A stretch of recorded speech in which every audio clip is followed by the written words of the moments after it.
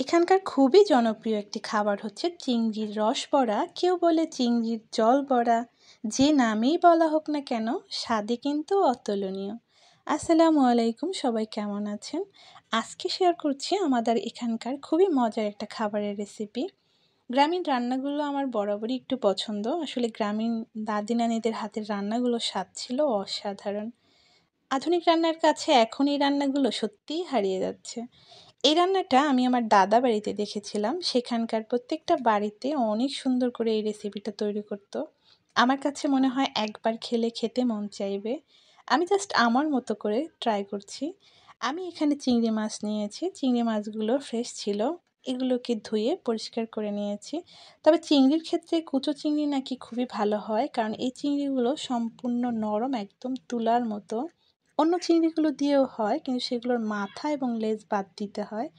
এই চিংড়িটা নিলে কোনো কিছুই বাদ দেওয়ার দরকার হয় না। আমি চিংড়িগুলোকে ব্লেন্ডারে ব্লেন্ড করে নিয়েছি। শিলপাটায়ও করা যায়, তবে কোনো ক্ষেত্রেই কিন্তু পানি ব্যবহার করা যাবে না। মিহি করে নেওয়া চিংড়িগুলোর মধ্যে আমি খুবই সামান্য পরিমাণে চালের গুঁড়া নিয়েছি। সামান্য হলুদ, মরিচ ও জিরা, লবণ দিয়েছি। এবার সব কিছু ভালোভাবে মেখে নেব। কড়াইতে তেলে পেঁয়াজ বাটা দিয়ে দেব, এরপর রসুন বাটা দিয়ে কষিয়ে দিয়ে দেব হলুদের গুঁড়া, মরিচের গুঁড়া। আবারও খানিকক্ষণ কষিয়ে দিয়ে দেব জিরা ও ধনিয়ার গুঁড়া। কষানো ভালোভাবে হয়ে গেলে দিয়ে দেব নারিকেলের দুধ। ফ্রেশ নারিকেল বেটে কিংবা গরম পানির ভিতরে দিয়ে দুধটা বের করে নেওয়া যায়। এখানকার কিন্তু ভালো ভালো রান্নার ক্ষেত্রে নারিকেলের ব্যবহার খুবই করা হয়। এবার আমি হাতে তেল মেখে বল বল আকৃতি করে ফুটন্ত ঝোলের ভিতরে দিয়ে দেব। অনেকেই এটাকে কোপ্তা আকারেও ভেজেও রান্না করে, তবে সেটার স্বাদ কিন্তু অন্যরকম। আর ঝোল বড়া এভাবেই রান্না করতে হয়।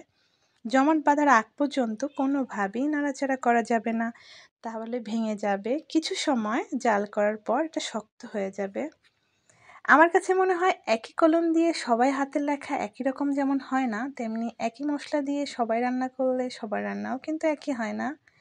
কারণ দাদি নানিদের রান্নার সাথে অন্য কোনো রান্নার তুলনাই হবে না। তাদের সময় সামান্য মশলা দিয়েও খাবারের স্বাদ এত বাড়িয়ে দিত, আর এখন এত মশলা ব্যবহার করেও সেই স্বাদ যেন আর নেই।